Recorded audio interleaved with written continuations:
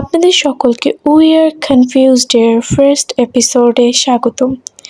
আশা করি সকলে খুব ভালো আছেন। শুরুতেই বলি, আমি আমার পরিবারের সাথে ঢাকায় থাকি। একদিন সন্ধ্যাবেলা আমি আমার ভাবির সাথে ঘুরতে যাই। তো ঘোরাঘুরি শেষ করে আমরা যখন বাড়ি ফিরছিলাম, তো ভাবি বলল যে তুমি একটু রিক্সায় বসো, আমি কিছু মাছ কিনি বাসার জন্য। তা আমি আবার রাজি হয়ে গেলাম। আমি রিক্সায় বসলাম, ভাবি রিক্সা থেকে নেমে একটু সামনে যেয়ে কিছু মাছ কিনছিল। আর আমি এক্স্যাক্ট যেই জায়গাটার মধ্যে বসেছিলাম, জায়গাটা ছিল একটা বটগাছের নিচে।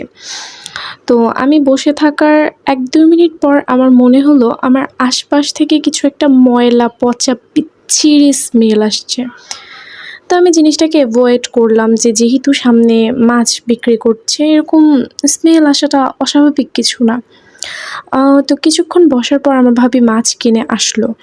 আসার পর আমরা বাসায় ফিরলাম। বাট সারা রাস্তা আমার মনে হচ্ছিল আমার সাথে, সাথে এরকম একটা বিচ্ছিরি স্মেল আমার বাড়ি পর্যন্ত আসলো। আমি বাসায় এসে ফ্রেশ হলাম। দেন খাওয়া-দাওয়া করলাম। বাট আমার সবসময় মনে হচ্ছিল কি আমার আশপাশ থেকে কিছু একটা পচা, বাজে, বিচ্ছিরি গন্ধ অলওয়েজ লেগেই আছে। সেদিন রাতে আমার প্রচণ্ড পরিমাণে জ্বর আসে। তারপর আমি ঘুমিয়ে পড়ি। আমি ঘুমের মধ্যে একটা অদ্ভুত জিনিস স্বপ্নে দেখি। আমি দেখতে পাই যে আমার মাথার কাছে কেউ একজন দাঁড়িয়ে আছে। খুব লম্বা একটা ছায়া মূর্তির মতো, যেটা আমার উপর ঝুঁকে আছে। বাট আমি তার চেহারাটা বুঝতে পারছি না। তো আমি যখন এটা দেখি, এটা দেখার পর আমি ঘুম থেকে লাফ দিয়ে উঠে যাই, একটা চিৎকার করি। চিৎকার করে আমার মাকে ডাকি। আমার মা আসলে আমি তাকে সব কিছু বলি যে এরকম আমি খুব বিচ্ছিরি স্মেল পাচ্ছি আমার চারপাশ থেকে, আর আমি এটা স্বপ্নে দেখি। তো আমার মা একটু দোয়া দরুদ পড়ে আমাকে ফু দিয়ে আবার বলে যে তুমি ঘুমাও, তোমার তো জ্বর, এর জন্য তুমি উল্টাপাল্টা ভাবছো। তো আমিও সেটাকে খুব স্বাভাবিক নেই। বাট ৩ দিন হয়ে যায়, আমার জ্বর কমে না। প্রচণ্ড পরিমাণে জ্বর ১০১, ১০২ এর নিচে জ্বর নামছেই না। আর আমি প্রতিদিন একই স্বপ্ন দেখতে থাকি অ্যান্ড আমি প্রচুর ভয় পাওয়া শুরু করি। তো আমার জ্বর যখন একটু কমা শুরু হয়, আমি আমার বিছানায় বসে ল্যাপটপে মুভি দেখছিলাম। হঠাৎ আমার মনে হলো আমার রুমের দরজার সামনে কেউ একজন দাঁড়িয়ে আছে। দরজার দুই পাশে ২ হাত দিয়ে কেউ একজন দাঁড়িয়ে আছে। তো আমি মাথাটা উঠিয়ে যখন দরজার দিকে তাকাই, আমি দেখতে পাই যে দরজার সামনে তো কেউ নেই। তো আমার মনের মধ্যে একটু ভয় লাগা শুরু হয়। তো আমি বিছানা থেকে নেমে আম্মুর রুমে যেয়ে দেখি আম্মু রুমে নেই। আমার ছোট বোন ছিল, আমি ওকে জিজ্ঞেস করি আম্মু কোথায়? তো ও আমাকে বলে আম্মু টেইলরের কাছে গিয়েছে জামা বানাতে দিতে। তো এটা শুনে আমি আবার আমার নিজের রুমে চলে আসি। আমি যথারীতি ল্যাপটপে মুভিটা কন্টিনিউ করি অ্যান্ড কিছুক্ষণ পরে আমার মা বাসায় আসে। আমি আম্মুকে বলি যে আম্মু তুমি কোথায় গিয়েছো? আম্মু বলে আমি তো টেইলরের কাছে গিয়েছি একটা ড্রেস বানাতে দিতে। তো আমি বলি যে আমি না আমার রুমের সামনে কাউকে দেখেছি, দেখে আমি তোমার রুমে যেয়ে দেখি যে তুমি নেই। তারপর আমি আমার বোনকে জিজ্ঞেস করি যে তুমি কোথায়? ও বলে যে তুমি টেইলরের কাছে গিয়েছো। তো আম্মু খুব অদ্ভুতভাবে আমার দিকে তাকায় আর বলে যে আমি তো ওকে নিয়েই গিয়েছি। আমি তো একা যাইনি। তুমি ওর সাথে কিভাবে কথা বলবে? ও তো আমার সাথেই ছিল। এটা শুনে আমি প্রচণ্ড পরিমাণে ভয় পাই, প্রচণ্ড। তো আম্মু আমাকে বলে তোমার হয়তো জ্বর, তাই তুমি উল্টাপাল্টা ভাবছো, এরকম কিছুই না। তবে আমি কিছুতেই মানতে পারছিলাম না যে ওটা আমার মনের ভুল হতে পারে। কারণ আমি স্পষ্ট একজন মানুষের সাথে কথা বলে এসেছি। তারপর আমার দরজার সামনে আমি কাউকে দেখেছি। সব কিছুই কি মনের ভুল? তো এইসব ভাবতে, ভাবতে আমি আমার রুমে চলে আসি। রাতের খাবার শেষ করে আবার ঘুমিয়ে পড়ি।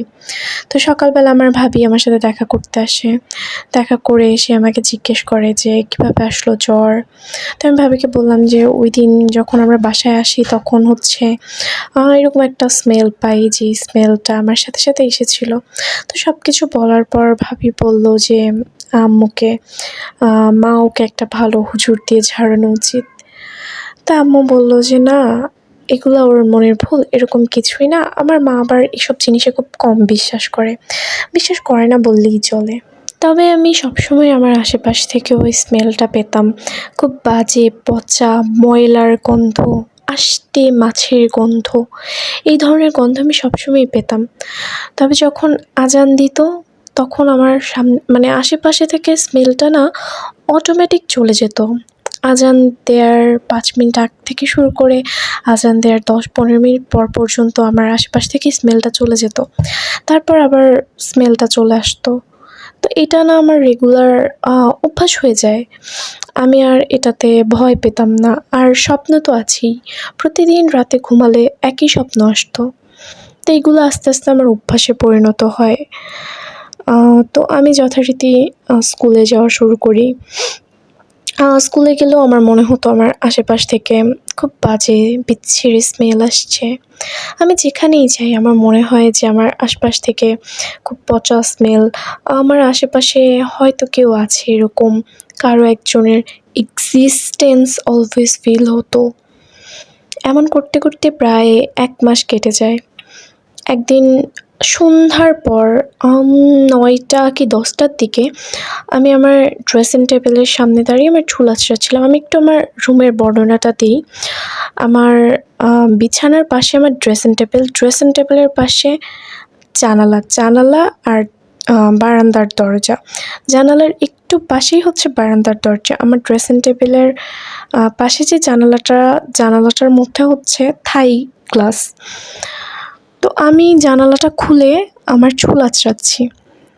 হঠাৎ আমার মনে হলো কি আমার বারান্দায় কিছু একটা আছে। আমি পাশে তাকাতেই দেখি যে বারান্দায় আমি দাঁড়ানো। মানে আমি ড্রেসিং টেবিলের সামনে দাঁড়িয়ে দেখছি যে বারান্দায় আমি দাঁড়ানো। তো আমার মনে হলো যে আমি হয়তো আমার রিফ্লেকশন দেখছি থাই গ্লাসে।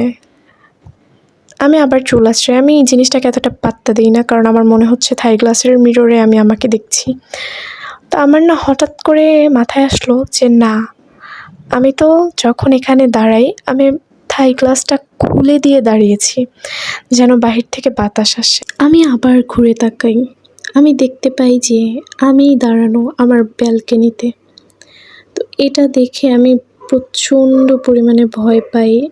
আমি যখন এক দৃষ্টিতে ওই জিনিসটার দিকে তাকিয়ে আছি, তখন হঠাৎ ২ থেকে ৩ সেকেন্ড পর বিকটভাবে হাসা শুরু করে বারান্দায় থাকা আমিটা। খুব বাজেভাবে হাসতে থাকে, যেটা দেখে আমি অনেক ভয় পাই। আর ভয়ে আমি কী করব বুঝতে না পেরে একটা চিৎকার দিয়ে আম্মুকে ডাকা শুরু করি। আম্মুকে ডাকি, বাবাকে ডাকি। আমি ওভাবে চিৎকার দিতে দিতে সেন্সলেস হয়ে যাই। তারপর আমার মা আমার রুমে আসে। এসে দেখে যে আমি সেন্সলেস হয়ে পড়ে আছি। দেখে আমাকে পানি ছিটা দেয়। তারপর আমাকে একটু জ্ঞান ফেরায়, আমার জ্ঞানটা ফেরায়। ফেরানোর পর আমাকে জিজ্ঞেস করে যে কী হয়েছিল? তা আমি বললাম যে আম্মু আমি এরকম দেখেছি যে আমার বারান্দায় আমি দাঁড়ানো। তো তখন আম্মু জিনিসটাকে একটু সিরিয়াসলি নেয় যে না, ১ বার ২ বার এরকম হতে পারে। বারবার কি সেম জিনিস হয় কিনা? বারবার তো সেম জিনিস হওয়া পসিবল না। বারবার একটা জিনিস নিয়ে ভয় পাচ্ছে। তখন আমার মা বলে যে ঠিক আছে, আজকে রাতটা তুমি আমার সাথে ঘুমাও, কালকে সকালবেলা আমরা ভালো একটা হুজুরের সাথে কথা বলবো। তো আমি সেদিন আমার মার সাথে আমার মার রুমে ঘুমাই।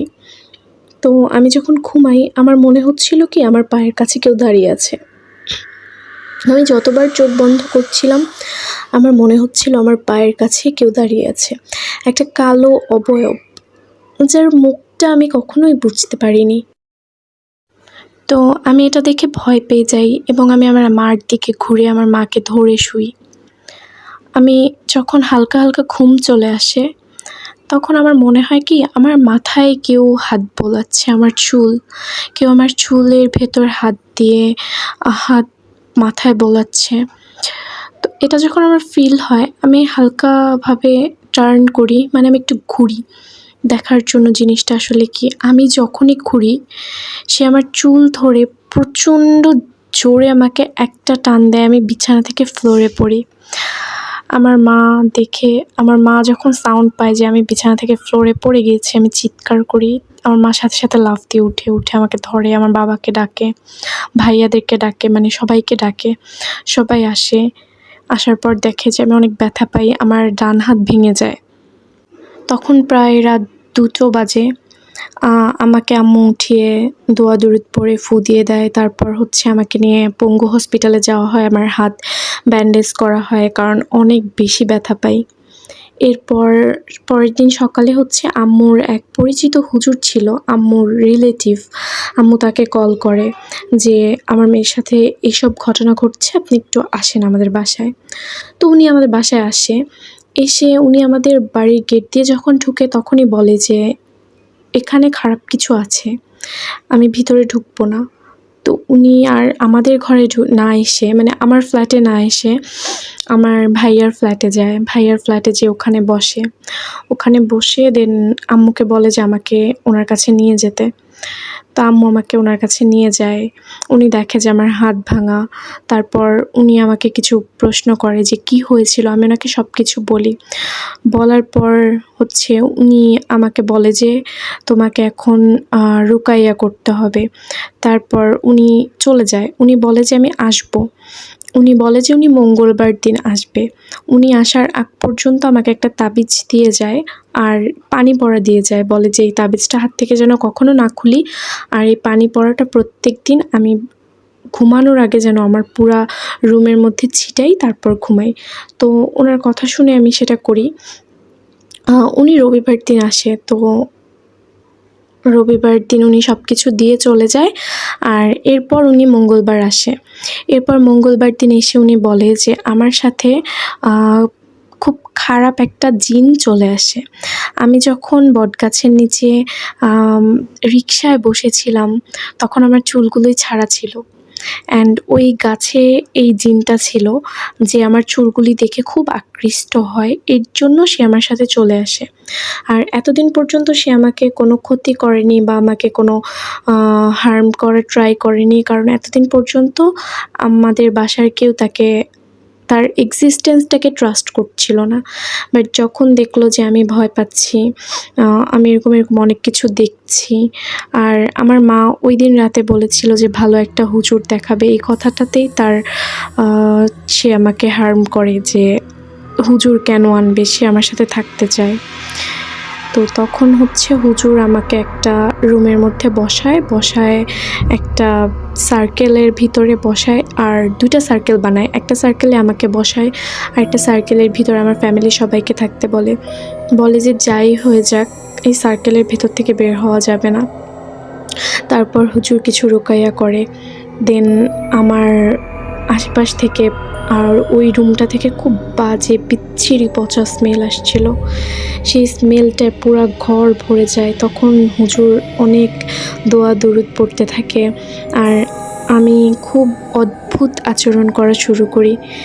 এত ভয়ঙ্কর ভাষায় আমি চিল্লাচ্ছিলাম, এত ভয়ঙ্কর কণ্ঠে কথা বলছিলাম।